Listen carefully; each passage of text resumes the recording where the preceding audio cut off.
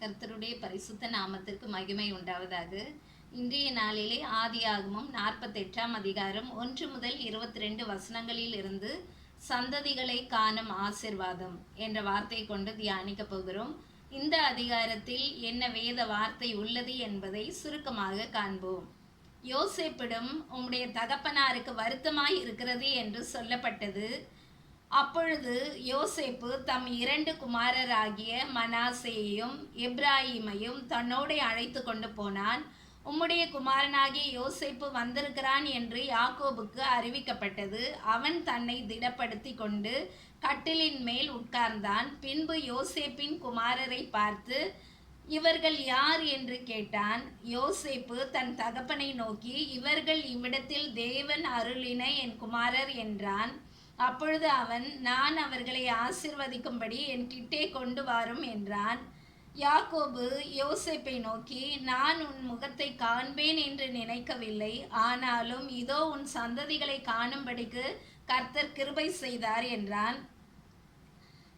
தன் மனமறிய தன் வலது கையை நீட்டி இளையவனாகிய எப்ராஹிமுடைய தலையின் மேலும், மனாசே மூத்தவனாயிருந்தும் தன் இடது கையை அவன் தலையின் மேலும் வைத்து ஆசிர்வதித்து, தேவன் உன்னை எப்ராஹிமை போலவும் மனாசேயை போலவும் ஆக்குவாராக என்று இஸ்ரவேல் உன்னை முன்னிட்டு வாழ்த்துவார்கள் என்று சொல்லி எப்ராஹிமை மனாசேக்கு முன்னே வைத்தான். பின்பு யாக்கோபு யோசேப்பை நோக்கி, இதோ நான் மரணம் அடைய போகிறேன், தேவன் உங்களோட இருப்பார், அவர் உங்கள் பிதாக்களின் தேசத்திலே உங்களை திரும்பவும் கொண்டு போக பண்ணுவார் என்றான்.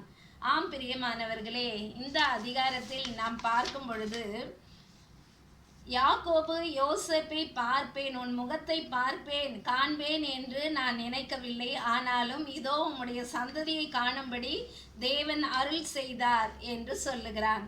சந்ததிகளை காணும் ஆசீர்வாதம் ஒரு மனிதனுக்கு கிடைப்பது என்றால் அது மிகவும் பாக்கியம் உள்ளது. வேதத்தில் கூட ஒரு வசனம் சொல்லப்பட்டிருக்கிறது. சங்கீதம் 128வது சங்கீதம் 6வது வசனத்திலே நாம் பார்க்கும் பொழுது, நீ உன் பிள்ளைகளின் பிள்ளைகளையும் இஸ்ரவேலுக்கு உண்டாகும் சமாதானத்தையும் காண்பாய் என்று சொல்லப்பட்டிருக்கிறது. இஸ்ரவேல் என்றால் யாக்கோபை குறிக்கிறது. அந்த யாக்கோபுக்கு கிடைத்த சமாதானம் என்ன? அவன் தன் மகனாகிய யோசேப்பு இறந்து விட்டான் என்றுதான் நினைத்தான். ஆனால் அவனையும் யோசேப்பையும் அவனுடைய பிள்ளைகளையும் காணும்படிக்காய் கர்த்தர் என்ன செய்தார்? கிருபை செய்தார், அருள் செய்தார்.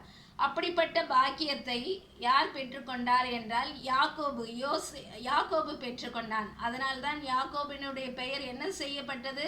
இஸ்ரவேல் என்று சொல்லப்பட்டிருக்கிறது என்று நாம் வேதத்தில் காண்கிறோம்.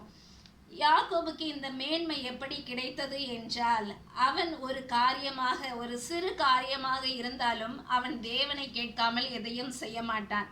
அதனால்தான் அவனுக்கு சந்ததிகளை காணும் பாக்கியத்தை அவன் பெற்றுக்கொள்வதாக நாம் பார்க்கிறோம். பலவிதமான போராட்டம் நிறைந்த வாழ்க்கை தான் யாக்கோபுடைய வாழ்க்கை. ஆனால் ஒரு நாளும் அவன் கர்த்தரை விட்டு பின்வாங்கவில்லை.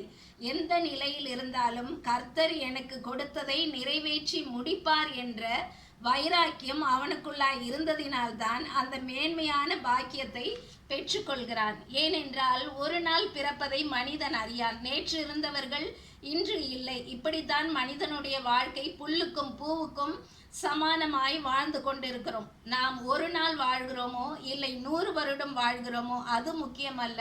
கடவுளுக்கு பிரியமாய் எப்படி வாழ்ந்தோம் என்பதுதான் முக்கியம். ஆகவேதான் நாம் ஒவ்வொரு நாளும் கர்த்தருடைய கட்டளைகளுக்கும் கற்பனைகளுக்கும் நாம் கீழ்ப்படிந்து வாழும் பொழுது நாமும் நம்முடைய சந்ததிகளை காணும் ஆசீர்வாதத்தை நாம் பெற்றுக்கொள்ள முடியும். கர்த்தர் தாமே இந்த வார்த்தைகளை ஆசீர்வதித்து உங்களையும் ஆசீர்வதித்து காப்பாராக. ஆமென்.